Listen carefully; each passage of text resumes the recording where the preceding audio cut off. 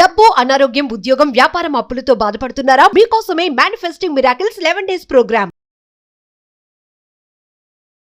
నమస్కారం రచిత గారు. నమస్తే సిరి. సో బేసిక్ గా ప్రతి ఒక్కరికి కూడా అంటే అబ్బాయికి అమ్మాయి మీద ఇష్టం కావచ్చు, అమ్మాయిలకి అబ్బాయిల మీద ఇష్టం కావచ్చు, కామన్ గా జరుగుతూ ఉంటుంది. కానీ పర్టికులర్ గా మనము మన అనుకునే వాళ్ళ కోసం వాళ్ళు ఇష్టపడాలి అని కొన్ని పనులు అయితే చేస్తూ ఉంటాం. అలాగా అబ్బాయిలు మనల్ని ఇష్టపడాలి అంటే మనం ఏం పనులు చేస్తే వాళ్ళు ఇష్టపడతారు మేడం? బేసికల్ గా అబ్బాయిలు అవును కరెక్టే, అబ్బాయిలు ఇష్టపడాలి మనల్ని అంటే అమ్మాయిలు ఇలా చేస్తే కొంతమంది అబ్బాయిలకి చాలా నచ్చుతుంది. అమ్మాయి ఇవి చేస్తే నా కోసం ఇవి చేశారు అని ఎక్కువగా అబ్బాయిలు కట్టుబడి ఉండటం, పట్టుకొని ఉండటం, కొంగు పట్టుకునేటట్టు ఏం చేయాలి అనే క్వశ్చన్లు వేస్తుంటారు మన వాళ్ళు. అలా కొంగు పట్టుకోమని చెప్పాల్సిన అవసరం లేదు, కానీ మనం కొన్ని జాగ్రత్తలు తీసుకుని, అంటే ఏదంటే ఇప్పుడు ఖచ్చితంగా ఒక వస్తువు కానీ, ఒక బండి కానీ, ఒక ఫ్రిడ్జ్ కానీ, ఏదైనా ఒక సర్వీసింగ్ లాగా దాన్ని సరిగ్గా వాడి దానికి రోజు దుమ్ము దులిపి రోజు దానికి అటెన్షన్ ఇచ్చి అట్లా చేస్తే అది బాగుంటుందా లేదా?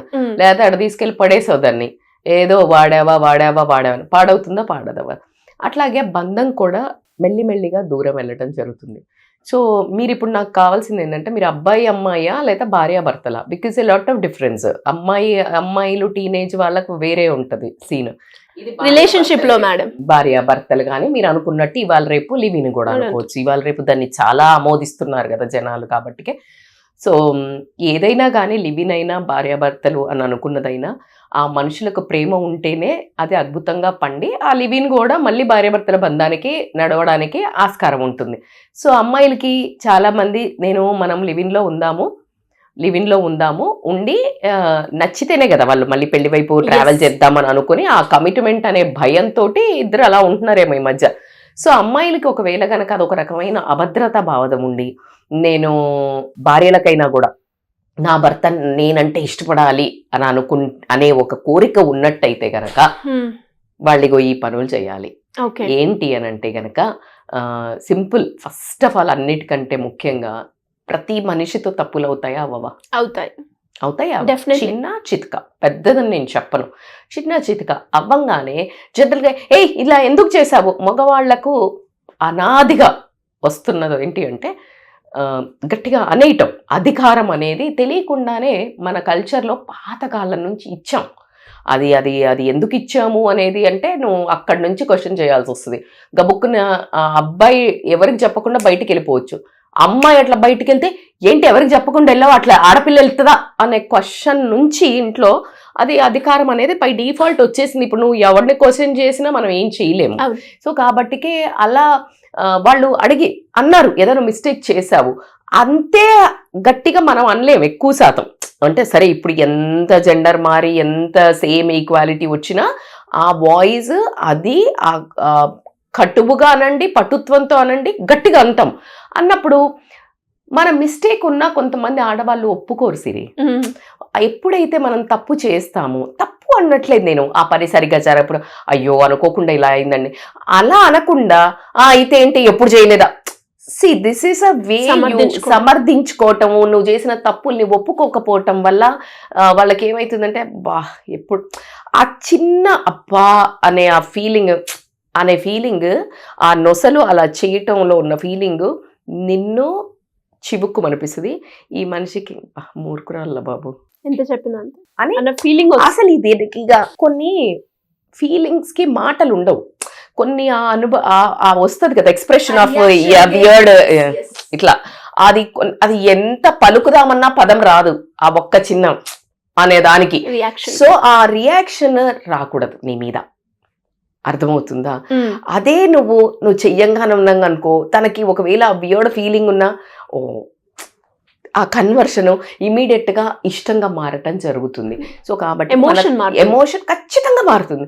ఒక ఎమోషన్ అండ్ ఎక్స్ప్రెషన్. సో ఎప్పుడైతే ఎమోషన్ మారుతుందో ఎక్స్ప్రెషన్ మారుతుంది. సో ఎమోషన్ ఎలా మారుతుంది? మన బిహేవియర్ తో మారుతుంది. అదే నువ్వు ఒప్పుకున్నట్టయితే ఒక ఎమోషన్ ప్రేమగా మారుతుంది, ఎక్స్ప్రెషన్ ఆగా మారుతుంది. అదే నువ్వు ఒప్పుకోనట్టయితే అదే అగ్రెషన్గా మారుతుంది, అదే కోపం వేస్ట్ రా బాబు దీంతో మాట్లాడి అనేదానికి వెళ్తుంది. సో కాబట్టి అక్కడి నుంచి కొంచెము అలా డిఫరెంట్ ట్రావెలింగ్ మొదలవుతుంది. అంటే బ్యాక్వర్డ్స్ 2 words కావాలి కానీ మనకి వెనక్కి వెళ్ళకూడదు కదా. సో ఇది జరగడం అలా కాకుండా కొంచెం చాలా వరకు జెంట్స్కి వాళ్ళకి ఇష్టమైన పనులు చేయడానికి ఒప్పుకోవడం ఇష్టపడతారు. అలా అంటే నేను చెప్పేది ఇష్టం వచ్చిన పనులు అంటే ఇష్టం వచ్చినట్టు తిరిగి ఇష్టం వచ్చినంత పైసలు ఉడాయించి ఇష్టం వచ్చిన వాళ్ళతో తిరిగి అమ్మాయిలతో తిరిగి ఇలా బ్యాచ్ గురించి మాట్లాడలేదు. బై ద వే మళ్ళీ అలా వేసేసుకోండి. రజిత మేడం నా ఇష్టం వచ్చిన పని చేయమన్నది అని మీ భార్యకి చూపిస్తే ఆ అమ్మాయి నా దగ్గరకు వస్తుంది. సో అది కాదు ఇక్కడ క్వశ్చన్. ఏంటంటే ఇష్టం వచ్చినంటే సరదాగా అప్పుడో ఇప్పుడో కాస్త ఫ్రెండ్స్ దగ్గరికి వెళ్ళాలనిపించినప్పుడు కొంతమంది చాలా రిజిడ్ ఉంటారు. They won't allow. If at all వాళ్ళు పోతున్నా కూడా టార్చర్ చేస్తారు. అంటే ఇంకా ఊరికే ఇంకా నేనే నా బతికే ఇట్లా 4 గోడల మధ్యలో ఉంది, నేనే పిల్లల్ని చూసుకోవాలి, నువ్వైతే తిరిగి వస్తున్నావు. సో వాళ్ళు ఒకవేళ వెళ్ళినా హ్యాపీనెస్ ఉంటుందా? ఒక రకమైన సాడ్ను పట్టుకొని వెళ్ళటం జరుగుతుంది. So they carry the mood. So కాబట్టి వాళ్ళకి అట్లాంటి వాళ్ళ మీద ఒక రకమైన అంటే ఆ డిస్టెన్స్ ఒక హెవీనెస్ అయిన రిలేషన్నే ఉండటం జరుగుతుంది. కాబట్టి వీళ్ళకి అమ్మాయిలు ఎప్పుడైతే ఓకే సరేలే ఈరోజు వెళ్ళిరా నువ్వు మళ్ళీ నేను ఆడవాళ్ళకు కూడా చేస్తాను వీడియో. సో వాళ్ళకి స్పేస్ కావాలి కానీ ఎట్టి పరిస్థితుల్లో స్పేస్ అయితే ఇవ్వాలి. అలా కాకుండా ఒక ఇంపార్టెంట్ పాయింట్ ఏంటంటే తల్లిదండ్రుల దగ్గరికి కూడా నేను ఇది చాలా వరకు నేను కూడా చూశాను, విన్నాను, చెవులారా విన్నాను. ఏంటంటే తల్లిదండ్రులతో మాట్లాడొద్దని, వాళ్ళ మా అమ్మ నాన్న దగ్గర పోతున్నంటే అలా పోవద్దని, నాకు చెప్పకుండా పోవద్దని, అక్క చెల్లెల దగ్గర ఇలాంటి ఆంక్షలు పెడతారు. ఆ ఆంక్షలు పెట్టినప్పుడు వాళ్ళల్లో ఒక పార్ట్ కదా, తన కన్నదే తల్లిదండ్రి, తోడబుట్టిన వాళ్ళతో పెరిగారు. సో అక్కడ వాళ్ళతో ఉండొద్దు అంటే ఎలా ఉంటది వీళ్ళకి? అవునా కాదు? చాలా కోపం వస్తుంది ఖచ్చితంగా. ఎలా అయితే మనం 2 పిల్లలు ఉంటే ఏ కన్ను అని అంటామో కట్టుకున్న దాన్ని ఖచ్చితంగా నువ్వు ప్రియారిటీయే, కానీ నువ్వు బలవంతంగా ప్రియారిటీ గుంజుకోవద్దు. ఎప్పుడు కానీ బలవంతంగా ప్రేమను గుంజుకోవాలని ఏ బంధం ట్రై చేసినా కానీ అది బ్రేకే అవుతుంది. సో కాబట్టికే వాళ్ళకి ఆ స్పేస్ ఇచ్చినట్టయితే చాలామంది మీ అమ్మని చూడొద్దు, అనాథ శరణాలను లేయి, లేకపోతే మీ అమ్మ దగ్గరికి పోవద్దు, మీ అమ్మ నాన్నకు పైసలు ఇవ్వద్దు, మీ అక్క చెల్లెళ్ళని ఇంటికి పిలవద్దు, ఇలాంటి ఆంక్షలు పెట్టే బ్యాచ్ కూడా ఉన్నారు. సరే నేను వాళ్ళు సతాయించే వాళ్ళ గురించి ఇంటెన్సిటీ గురించి మాట్లాడట్లా, నరకం పెట్టే వాళ్ళ గురించి. మీరు ఆడవాళ్ళు అమ్మో మా వాళ్ళు ఇట్లా కంపలు తెలుసా మేడం, మీకేం తెలుసు, పడే వాళ్ళకి తెలుస్తుంది అని ఆడవాళ్ళు అంటే నేను రెస్పెక్ట్ చేస్తా. నేను అనేది మీరు అలా ఎప్పుడైతే అంటారో ఒక్కసారి గుర్తుపెట్టుకోండి, అదే సిచ్యుయేషన్లో మంచి వాళ్ళు మీడియం కోర్ ఉన్న వాళ్ళైనా కూడా మీరు ఎప్పుడైతే ఈ ఆంక్షలు విధిస్తారో మీ భర్తకు మీ మీద ఒక రకమైన అసహ్యం అయితే డెవలప్ అవుతుంది. ఇష్టం పెరగడానికి మీరు ఇది చెయ్యకూడదు. ఈరోజు మీరు ఏదైతే చేస్తున్నారో మీ ఇంట్లో రేపు మీ పిల్లలు ఉన్నారు కదా, ఎగ్జాక్ట్గా ఒక్క క్షణం కళ్ళు మూసుకొని అదే పదాలు నీ పిల్లలంటే ఎలా ఉంటుంది ఊహించుకొని బిహేవ్ చేయండి.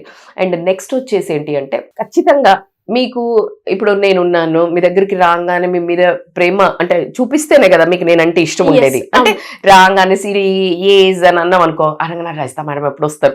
సో అట్లా జనరల్గా ఇది మనకు మగవాళ్ళకు మరీ అటెన్షన్ సీకర్స్ రా బాబు.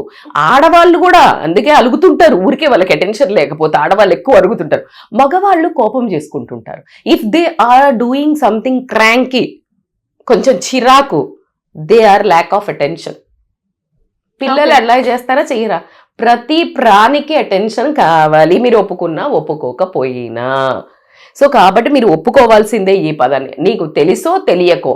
ఒకవేళ మీకు తెలియట్లేదు అటెన్షన్ కావాలని, మీరు రుబాబ్ చెయ్యట్లేదు, మీరు రాబ్ జలాయించట్లేదు, you will go into the depression. That's what happening in life.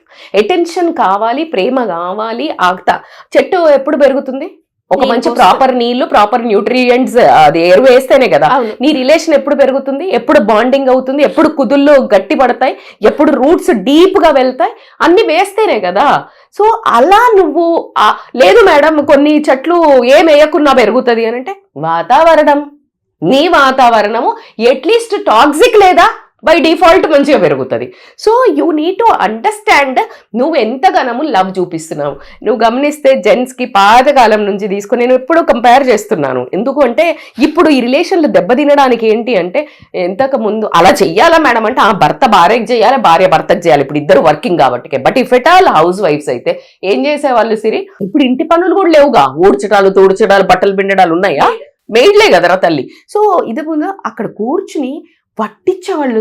నేను ఇప్పటికీ కొన్ని ఫ్యామిలీస్ ఉన్నాయి, నా ఫ్రెండ్ మా అమ్మ వాళ్ళు కూడా ఖచ్చితంగా నాన్న వస్తారు ఫుడ్ పెట్టాలి. కానీ ఒక ఆంటీ ఉన్నారు వరంగల్లో ఉన్న, తింటూ ఉంటే బుక్కకు నెయ్యి వేయాలి. 80 years 70, నేనైతే shock for that patience. Such a beautiful couple. అంటే అసలు ఒకళ్ళు లేని ఒకళ్ళు అడుగయ్యరు, అందమైన జంట. సో అది ఎందుకుంది? మరి వాళ్ళకి ఫైట్లు రావా? ఆమెకి నారాజ్గి ఉన్న, మీ నాన్న నన్ను ఎక్కడికి పంపడు, బిడ్డల దగ్గరికి వెళ్ళాలంటే కూడా తను ఉండాలి, తనను వదిలేసి వెళ్ళకూడదు. ఆ చిన్న చిన్న కంప్లైంట్స్ ఉన్నాయి. కానీ లాంగ్ టర్మ్ ఉన్నది ఎవరు? మనం అందరం వదిలేసి వచ్చాంగా, వాళ్ళిద్దరే కదా ఉండేది. సో అంత అందమైన బంధం. వెనకటి ఏంటి, పర్సు కూడా తీసుకెళ్ళి ఇచ్చేవాళ్ళు, ఎదురొచ్చేవాళ్ళు. అవన్నీ జెంట్స్ కి ఇష్టం. ఆమె చేస్తే ఆడదే చెయ్యాలా, ఒక ఫెమినిజం అమ్మా. ఇది మాస్క్యులానిటీ, ఇది ఫెమినిజం. దీన్ని మళ్ళీ నువ్వు దీనికోసం కొట్లాడాల్సిన అవసరమే లేదు. నేను ఎందుకు ఆడవాళ్ళు ఎందుకు చేయాలా, మగవాళ్ళు, దానికి ఆన్సరే లేదు. నువ్వే కదా కోరుకుంటున్నావు భర్త నన్ను అలా సరసంగా చూడాలి, చక్కగా ప్రేమగా చూడాలి, క్వీన్ లాగా చూడాలి అని అంటున్నావు కదా. నువ్వు ఇది కోరుకున్నప్పుడు ఆ పనులు కూడా చెయ్యాల్సింది. ప్రేమ చూపించండి, చిన్నగా అన్నం వడ్డించటము, లేకపోతే ఇద్దరు కలిసి తినటము, ఈక్వాలిటీ. నేను అట్లా అంటలేను గజమని వణుకమని చెప్తలేను, లేకపోతే కంపల్సరీ. నువ్వు టిఫిన్ చేసావు, టిఫిన్ వెళ్ళేటప్పుడు ఊరికే సరదాగా వెళ్ళి నువ్వు చేతికి ఇచ్చింది ఎట్లుంది, అక్కడ ఉంది తీసుకెళ్ళు అన్నది ఎట్లుంది? చాలా జస్ట్ సింపుల్. నువ్వే చేసావు, నువ్వే పెట్టావు. చిన్న జెస్చర్, వాళ్ళకి ఆ ప్రేమ చూపించటము. రాగానే వచ్చారా, ఆ ఒక్క వర్డ్, ఉండండి చాయ్ పెట్టుకొస్తా చిటికెల, ఆయనకి ఏమైనా స్ట్రెస్ ఉన్నా కూడా పోయిద్ది. సో అది ఎంతమంది డిజర్వ్ అయ్యేటట్టు భార్యలు అలా అనేటట్టు భర్తలు కూడా చేసుకోవాలి.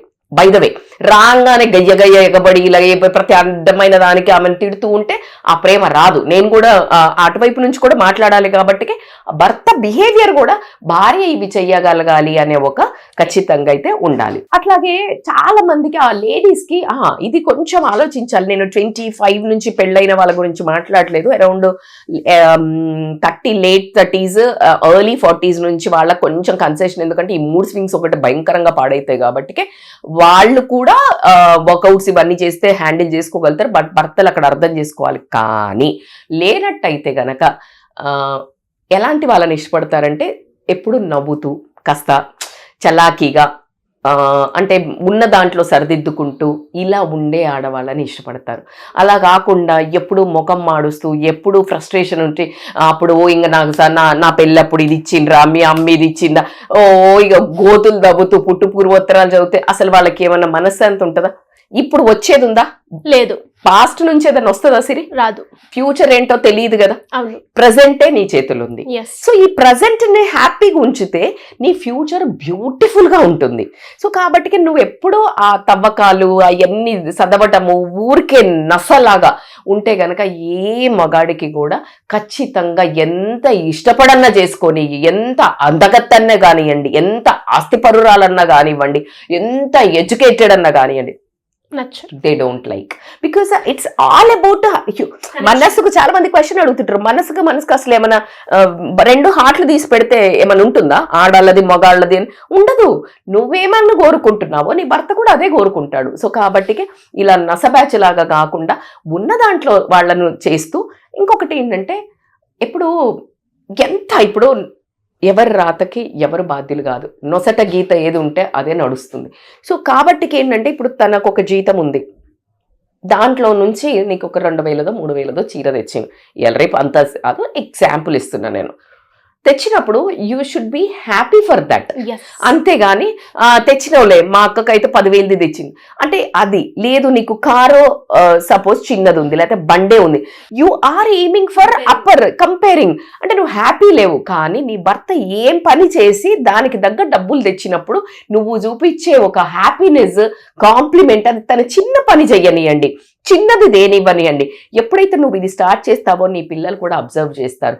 అంటే తృప్తిగా ఉండటము, కంటెంట్గా ఆ చిన్నప్పటి నుంచి చూసినట్టయితే ఆ పిల్లలు కూడా ఉన్న దాంట్లో అడ్జస్ట్ అవ్వడం నేర్చుకుంటారు. నువ్వు ఇక్కడ ఇలాగే మాట్లాడుతూ ఉంటే వాళ్ళ సబ్ కాన్షియస్ మైండ్లో అన్ని పడి రేపు ప్రొద్దున వాడికి నీ స్తోమత లేకున్నా ఐఫోన్లు అడుగుతున్నారు, ఐప్యాడ్లు అడుగుతున్నారు, బండ్లు అడుగుతున్నారు. మరి ఇది నువ్వు నేర్పించిన కోచింగే కదా. సో కాబట్టి భర్తలకు కూడా వాళ్ళు ఏది చేసినా ప్రపంచం ఎంత మెచ్చుకున్నది ఒక ఎత్తు, ఇంటికి వచ్చాక భార్య కానీ ఏదైతే మన కంపానియన్ అనుకుంటున్నామో వాళ్ళు మెచ్చుకున్నది ఒక ఎత్తు, అంతా మెచ్చుకొని ఇంటికి వచ్చాక ఆ పీకేవ్లే అన్నదనుకో, అక్కడ అసలు అంటే they will lose that man masculinity and they will become అగ్రెసివ్గా అయిపోవడం కానీ, మొత్తం డిటాచ్ అయిపోయి రాంగ్ రూట్లోకి వెళ్ళటం కానీ ఇలాంటివన్నీ జరుగుతాయి. కాబట్టి ఒకటి ఏం చెప్పినా ఒక 20%, నేను ఎప్పుడు ఒక 80-20% రూల్ చెప్తూనే ఉంటాను. 80% మనం లేడీస్ ఇలాంటి అబ్జర్వేషన్ కానీ, ప్రేమ పంచడం కానీ, కాస్త పొగట్టం కానీ, వాళ్ళకు అటెన్షన్ ఇవ్వటం కానీ, లేకపోతే తప్పులు ఈగోకు పోకుండా, ఈగో పోయితే ఎవరికి నాశనం. The biggest culprit in the relation break అవుతుంది అని అంటే, బ్రేకప్స్ అవుతున్నాయి అంటే మాత్రం ego is the first ingredient, no doubt. అది కాకుండా సెకండ్ ఏంటి అని అంటే సెల్ఫిష్నెస్ రావటం. సో ఇట్లా కాకుండా ఈ సంసారం నాది, నా భర్త అని అనుకుని ఈ 4-5 ఇప్పుడు నేను చెప్పినవి కనుక నిజాయితీగా లాంగ్ టర్మ్ లో ఈ మనిషికి ఈ జన్మకి ఫిక్స్ అని అనుకొని ఉన్న నీ ప్రేమనంతా నువ్వు ఎలా అయితే నీ పిల్లలకి పంచుతావో అటెన్షన్, అలాగే గనక నీ భర్తకి గనక పంచినట్టయితే 80% they will love you, they will like you. ఇక 20% బ్యాచ్ గురించి మనం నెక్స్ట్ వీడియోలో మాట్లాడుకుందాం. డెఫినెట్ గా మేడం. అండ్ మీరు చెప్పిన ఈ 5 టిప్స్ ఏవైతే ఉన్నాయో అవి చాలా ఉపయోగపడతాయి అందరికీ కూడా. అండ్ వాళ్ళ రిలేషన్షిప్ ఒక మంచి స్మూత్ జర్నీగా వెళ్ళడానికి బెస్ట్ టిప్స్ అని నేనైతే చెప్తాను.